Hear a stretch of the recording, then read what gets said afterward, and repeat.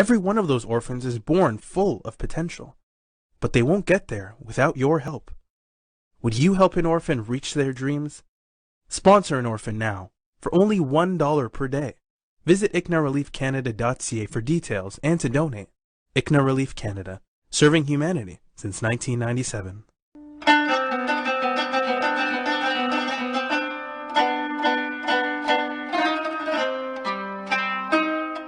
بسم اللہ الرحمن الرحیم. عارف جہانگیری ذالک الکتاب کے 10ویں پروگرام کے ساتھ حاضر ہے. ناظرین، آج جاوید اسلم صاحب جو ہے وہ 10ویں سپارے کی انشاءاللہ تعالی آپ کے سامنے جو ہے تفسیر رکھیں گے.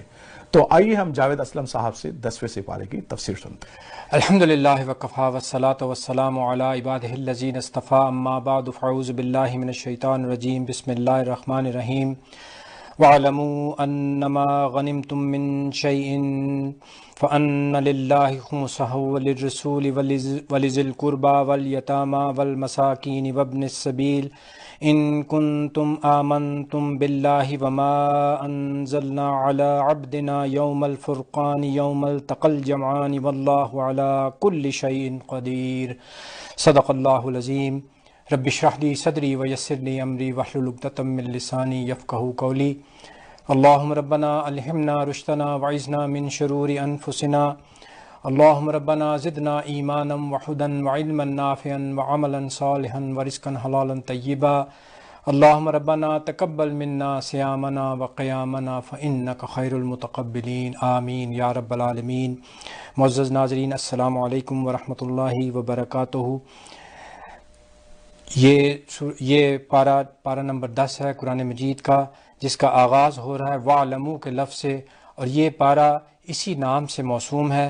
اس کے اندر انشاءاللہ ہم آج سورہ انفال کی جو بقیہ 35 آیات ہیں ان کے بارے میں کچھ سمجھنے کی کوشش کریں گے، اور پھر اس کے بعد سورہ توبہ کی 93 آیات ہیں کہ جو اس پارے کے اندر شامل ہیں.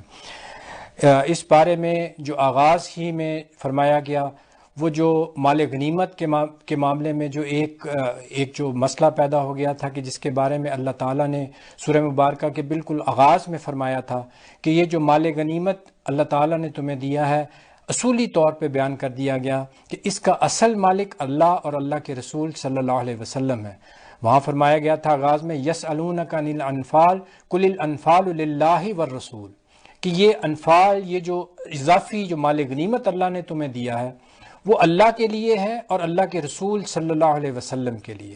اب وہ تو بیان فرمایا تھا کہ وہ اصولی بات ہے، لیکن یہاں اللہ تعالیٰ نے اب اس کی تشریح بیان فرما دی کہ یہ جو اللہ تعالیٰ نے تمہیں مال غنیمت دیا ہے، وَاعْلَمُوا جان لو، انما غنمتم من شیء، جو بھی تمہیں اللہ تعالیٰ نے یہ مال غنیمت عطا کیا ہے، فَأَنَّ لِلَّهِ خُمُسَهُ وَلِلرَّسُولِ، اس کا جو 5واں حصہ ہے یہ اللہ اور اللہ کے رسول صلی اللہ علیہ وسلم کا ہے. وَلِذِي الْقُرْبَى، اور نبی اکرم صلی اللہ علیہ وسلم کے جو رشتہ دار ہیں، ان کے جو قرابت دار ہیں ان کے لیے ہے، اور یتیموں کے لیے ہے، مساکین کے لیے ہے، اور مسافروں کے لیے ہے. اب ظاہر بات ہے کہ نبی اکرم صلی اللہ علیہ وسلم اللہ کے دین کے لیے گویا کہ ہر وقت اپنی جان، مال اور ہر چیز اس کو لگایا ہوا تھا. اس لیے ان کی بھی ضروریات تھیں، ان کے بھی رشتہ دار تھے، ان کے بھی عزیز و اقربا ہیں، آپ کی بھی اہل خانہ ہیں جن کے ساتھ ضروریات تھیں. تو اللہ تعالیٰ نے گویا کہ یہ بیان فرما دیا کہ اب جو بھی مال غنیمت اکٹھا ہوگا اس میں سے یہ ایک 5واں حصہ جو ہے وہ حضور صلی اللہ علیہ وسلم کے کل اختیار میں ہوگا کہ آپ اس کو جیسے بھی استعمال فرمانا چاہیں آپ اس کو استعمال فرما سکتے ہیں. تو یہ ابتدائی ہدایت دی گئی. اس کے بعد اس سورہ مبارکہ کے اندر اللہ تعالیٰ نے یہ بھی بیان فرما دیا کہ اب مسلمانوں کی جو جد و جہد ہے اس کا ہدف کیا ہوگا. اب یہ جو غزوہ بدر جو کہ سب سے پہلا غزوہ تھا جب مسلمان ہجرت کر کے مدینہ میں تشریف لے کے گئے ہیں، تو یہ جو آغاز ہوا ہے یہ اب ایک بیٹل ہے، یہ اب چلتی رہے گی. اللہ تعالیٰ نے اس کا ہدف معین کر دیا، اور وہ ہدف کیا ہے؟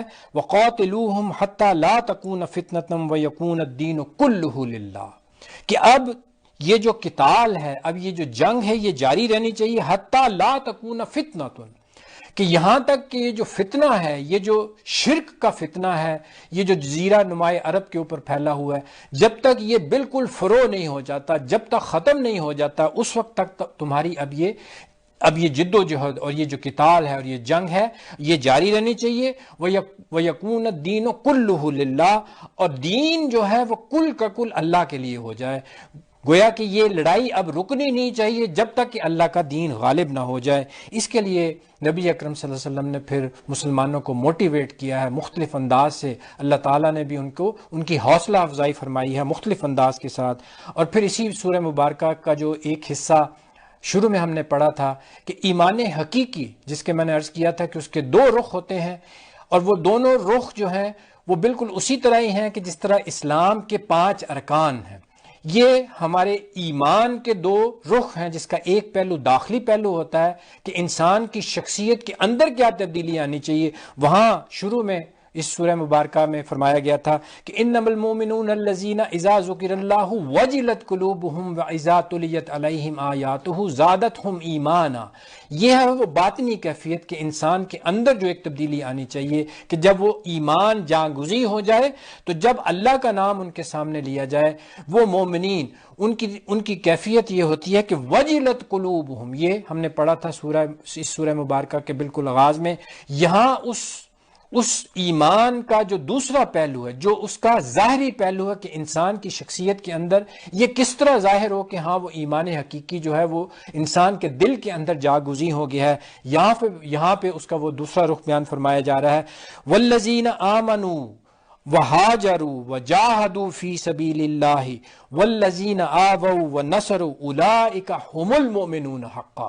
یہاں پہ اللہ تعالیٰ فرما رہا ہے کہ وہ لوگ جو ایمان لائے اور جنہوں نے ہجرت کی اور جنہوں نے وجاہدوا فی سبیل اللہ اور جنہوں نے جہاد کیا اللہ کی راہ میں، والذین آووا اور جنہوں نے ٹھکانہ دیا، جو یہاں سے ہجرت کر کے مکہ سے مدینہ تشریف لے کے گئے تھے، اللہ تعالیٰ ان کے بھی ایمان کو گویا کہ وہ بھی ان کی بھی قبولیت کا گویا کہ اعلان فرما رہا ہے. والذین آووا ونصروا اور جنہوں نے مدد کی ہے اللہ کے دین کی اور اللہ کے نبی صلی اللہ علیہ وسلم کی. اب یہاں پہ جیسے وہاں شروع میں بیان فرمایا تھا اولئک ھم المؤمنون حقا، کہ وہ جب دل کے اندر ایمان جاگزی ہو جاتا ہے تو یہ ہیں وہ لوگ کہ جو واقعتاً اپنے اس دعوے میں، ایمان کے دعوے میں واقعتاً وہ سچے ہیں. اولئک ھم المؤمنون حقا، یہی ہیں اصل میں مومن، حقیقی مومن یہی ہیں. اسی طرح یہاں پہ بھی فرمایا جا رہا ہے کہ جنہوں نے ہجرت کی، جنہوں نے جہاد اللہ کی راہ میں کیا، جنہوں نے ٹھکانہ دیا کہ جو مکے سے تشریف لائے تھے مسلمان ان کو جنہوں نے مدد کی، اولئک ھم المؤمنون حقا، اور یہی ہیں اصل میں حقیقی مومن یہی ہیں. تو اس کے بعد جو اگلی سورہ مبارکہ آ رہی ہے وہ سورہ توبہ ہے. اور یہ ہم سب جانتے ہیں کہ اس سورہ مبارکہ سے پہلے بسم اللہ کے الفاظ جو ہیں وہ ان میں نہیں لکھے جاتے. اس کی وجہ کیا ہے وہ بھی میں آپ کے سامنے بیان کرتا ہوں.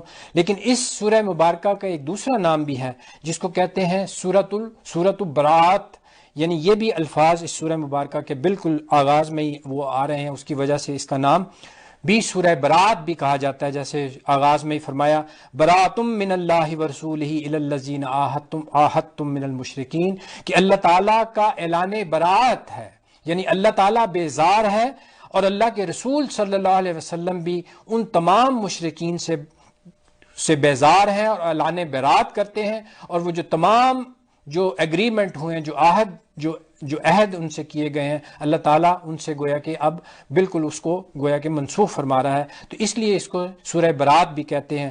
اور ہمارے مفسرین اور جو اسکالرز ہیں انہوں نے یہ بیان فرمایا کہ اس سورہ مبارکہ کے شروع میں بسم اللہ کیوں نہیں لکھا جاتا. بہت سارے اس کے اندر آراء ہیں. اس میں 2 آراء جو زیادہ مشہور ہیں وہ امام راضی رحمۃ اللہ علیہ کی ایک رائے ہے کہ چونکہ نبی اکرم صلی اللہ علیہ وسلم نے اس سورہ مبارکہ کے آغاز کے اندر بسم اللہ نہیں لکھوائی تو اس لیے گویا کہ ہم نہیں لکھتے ہیں. یہ ایک سمپل سی بات ہے کہ جیسے حضور صلی اللہ علیہ وسلم نے فرما دیا ہم اس کو فالو کرتے ہیں. اور یہ بھی قرآن مجید کا ایک اعجاز ہے. اور جس طرح سے قرآن کی حفاظت کا اللہ تعالیٰ نے ذمہ لیا تھا، یہ بھی اس کی گویا کہ ایک دلیل ہے کہ جس طرح سے نبی اکرم صلی اللہ علیہ وسلم نے ہمیں قرآن مجید دیا ہم بالکل اسی، اگر حضور صلی اللہ علیہ وسلم نے اس میں بسم اللہ نہیں لکھوایا تو گویا کہ اب وہ نہیں لکھا جاتا. تو سب سے بڑی دلیل یہ ہے کہ چونکہ حضور صلی اللہ علیہ وسلم نے بسم اللہ نہیں لکھوائی تو اس لیے ہم اس میں بسم اللہ نہیں لکھتے. اس میں میں حضرت علی رضی اللہ تعالیٰ عنہ کا بھی ایک قول ملتا ہے کہ انہوں نے فرمایا کہ یہ صورت ایسی ہے کہ جو اپنے ہاتھ میں گویا کہ تلوار لے کر نازل ہوئی ہے. تو اللہ کی جو صفت رحمانیت اور رحیمیت ہے اس سے اس صورت کی اس سختی سے پہلے اللہ کی ان صفات کا گویا کہ ایک اعلان کرنا وہ کچھ مناسبت نہیں رکھتا اس سورہ مبارکہ کے اصل مضمون سے. تو اس لیے گویا کہ وہ سورہ بسم اللہ اس کے اندر نہیں لکھی جاتی. اس سورہ مبارکہ کے اندر جو سب سے زیادہ جس چیز کے بارے میں ہمیں جو چیزیں ملتی ہیں وہ یہ ہے کہ یہ نبی اکرم صلی اللہ علیہ وسلم کی جو 23 سالہ کوشش تھی گویا کہ اس کے اندر اب وہ تکمیلی شان اس کی ہمیں نظر آ رہی ہے. اور وہ کس طرح سے نظر آئی کہ اس میں اللہ تعالیٰ نے وہ آیہ مبارکہ بھی نازل فرمائی کہ جو حضور صلی اللہ علیہ وسلم کی جو تمام جد و جہد تھی گویا کہ اس کا ایک ٹائٹل آپ کہہ سکتے ہیں اور جو اس کا عنوان تھا. اللہ تعالیٰ نے فرمایا هو الذی ارسل رسولہ بالہدی ودین الحق لیظہرہ علی الدین کلہ. یہ آیہ مبارکہ قرآن مجید میں 3 مقامات پہ آئی ہے بالکل ایک ہی الفاظ کے اندر کہ وہی ہے ذات، وہی ہے اللہ تعالیٰ جس نے ارسل رسولہ کہ جس نے اپنے رسول صلی اللہ علیہ وسلم کو 2 چیزیں دے کے بھیجا. الہدا یعنی جو مکمل ہدایت ہے، وہ دین الحق اور سچا دین لے کر بھیجا. اور اس کا مقصد کیا تھا؟ لیظہرہ علی الدین کلہ، تاکہ وہ اس دین حق کو غالب کر دیں تمام ادیان کے اوپر. یعنی تمام جو سسٹم آف لائف یا جس سسٹم جو بھی معاشرے کے اندر جو بھی رائج ہیں ان کے تمام ان نظاموں کے اوپر اس اللہ کے دین کو نافذ کر دے. یہ تھا وہ مقصد عظیمہ جو نبی اکرم صلی اللہ علیہ وسلم کو اللہ تعالیٰ نے گویا کہ دے کر بھیجا تھا اس دنیا کے اندر، اور جس کی تکمیل ہوئی ہے سن 9 ہجری کے اندر جب گویا کہ فتح مکہ ہو گیا. تو وہاں پر گویا کہ یہ اس مشن کی تکمیل جس کے لیے نبی اکرم صلی اللہ علیہ وسلم نے 23 سال محنت فرمائی تھی. اور پھر جب نبی اکرم صلی اللہ علیہ وسلم نے سن 9 ہجری کے اندر وہ جو حج ہوا ہے اس کے اندر یہ اعلان فرما دیا گیا اور اس کا امیر بنا کے بھیجا تھا حضرت ابو بکر صدیق رضی اللہ تعالی عنہ کو کہ آپ اس حج کے قافلے کے امیر تھے. لیکن جب آپ روانہ ہو چکے تھے اس کے بعد یہ آیت نازل ہوئی ہے، اس کی بالکل ابتدائی آیات. تو پھر حضرت علی رضی اللہ تعالیٰ عنہ کو حضور صلی اللہ علیہ وسلم نے گویا کہ ان آیات کے ساتھ بھیجا کہ اب آپ جا کر اس حج اکبر کے دن ان چیزوں کا اعلان کر دیں. اور وہ اعلان کیا تھا؟ وَآذَانٌ مِّنَ اللَّهِ وَرَسُولِهِ إِلَى النَّاسِ يَوْمَ الْحَجِّ الْأَكْبَرِ، کہ اب آذان یعنی اب یہ اعلان کر دینا ہے اللہ اور اللہ کے رسول صلی اللہ علیہ وسلم کی طرف سے الی الناس یوم الحج الاکبر، یعنی اس حج اکبر کے دن ان اللہ بریء من المشرکین ورسولہ، اللہ تعالی ان مشرکین سے اور اللہ کے رسول صلی اللہ علیہ وسلم، وہی الفاظ جو کہ اس سورہ مبارکہ کے آغاز میں آئے ہیں کہ یہ جو جتنے بھی معاہدات ہوئے تھے اب اللہ تعالیٰ اب مزید کسی قسم کا کوئی معاہدہ نہیں ہوگا، کیونکہ اللہ تعالیٰ نے اب گویا کہ وہ طاقت عطا فرما دی تھی اور وہ غلبہ عطا فرما دیا تھا. اور اب وہ فتح مکہ کا جو پورا سلسلہ تھا وہ پایہ تکمیل تک پہنچ گیا تھا. اس لیے اب اللہ تعالیٰ نے اور نبی اکرم صلی اللہ علیہ وسلم کی طرف سے یہ اعلان ہو گیا کہ آج کے بعد یعنی اس حج کے بعد اب مشرکین اس بیت اللہ کے قریب نہیں آ سکتے. اب پورے کا پورا نظام جو اس خانہ کعبہ کا بیت اللہ کا تھا اب وہ مشرکین سے لے لیا گیا اور یہ انتظام اور انصرام بیت اللہ کا اب مسلمانوں کے حوالے کیا جا رہا ہے، کیونکہ اب اس کو کنٹرول کریں گے مسلمان، کیونکہ اب غلبہ کس کو تھا؟ مسلمانوں کو حاصل ہو گیا تھا. اس لیے اب یہ اعلان فرما دیا گیا کہ آج کے بعد مشرکین بیت اللہ کے قریب نہیں آ سکتے. اس کے ساتھ ہی اللہ تعالیٰ نے ابھی بھی ان کو موقع دیا فَإِن تُبْدُمْ فَهُوَ خَيْرٌ لَكُمْ، ہاں اگر اب بھی تم توبہ کر لیتے ہو تو تمہارے لیے اس میں خیر ہو سکتا ہے. لیکن اگر تم یقیناً اب اس خطے کے اوپر اب جو دین ہوگا وہ اللہ کا دین ہوگا، کہ اب وہ دین غالب ہوگا.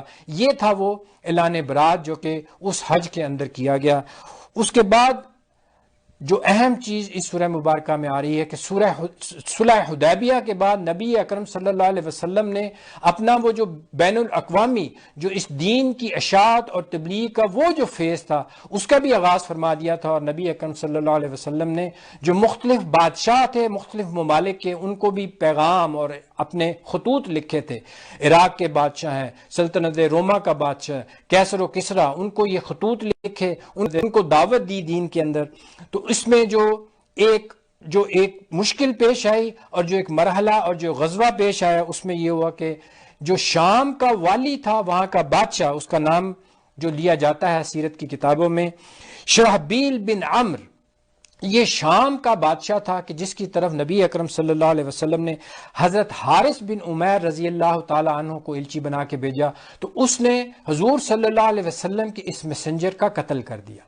اب یہ کسی ایلچی کو قتل کر دینا یہ گویا کہ اعلان بغاوت ہوتا ہے۔ تو اس میں ہوا یہ کہ پھر حضور صلی اللہ علیہ وسلم نے جو وہ غزوہ موتا کا معاملہ پیش آیا، اس کے اندر پھر آپ کو پتا ہے کہ 3000 کا مقابلہ ہوا تھا 1,00,000 کی فوج سے، لیکن حضرت خالد بن ولید وہ اس قافلے کو بچا کر واپس لے آئے ہیں، اور اس کے بعد نبی اکرم صلی اللہ علیہ وسلم نے جو غزوہ تبوک جو بعد میں پیش آئی ہے اس کے لیے گویا کہ ارادہ فرمایا، اس کے لیے اللہ تعالیٰ نے بھی پھر گویا کہ موٹیویٹ کیا ہے مسلمانوں کو کہ یا ایھا الذین آمنوا ما لکم اذا قیل لکم انفروا فی سبیل اللہ اثاقلتم الی الارض، کہ تمہیں کیا ہو گیا ہے کہ جب یا ایھا الذین آمنوا ما لکم اذا قیل لکم انفروا، کہ جب اللہ تعالیٰ تمہیں کہہ رہا ہے کہ نکلو اللہ کی راہ کے اندر فی سبیل اللہ، تو تمہارے پاؤں جو ہیں کہ وہ گویا کہ زمین میں دستے جا رہے ہیں۔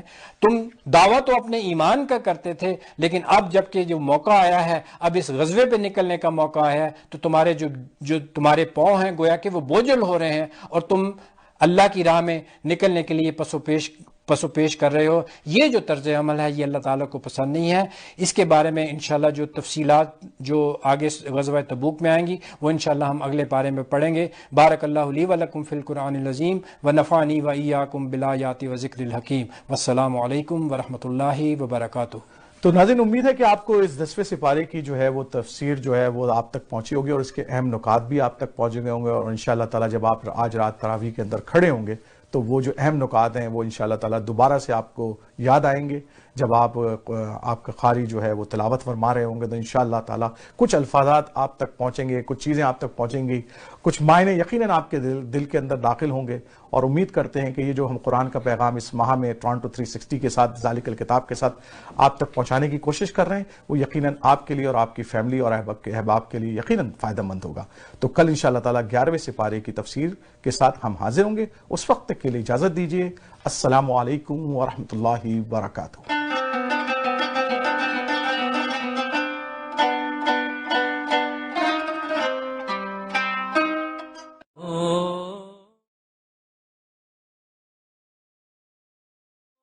Did you know there are over 200 million orphans worldwide? Every day, 5,760 more children become orphans. Every one of those orphans is born full of potential, but they won't get there without your help. Would you help an orphan reach their dreams? Sponsor an orphan now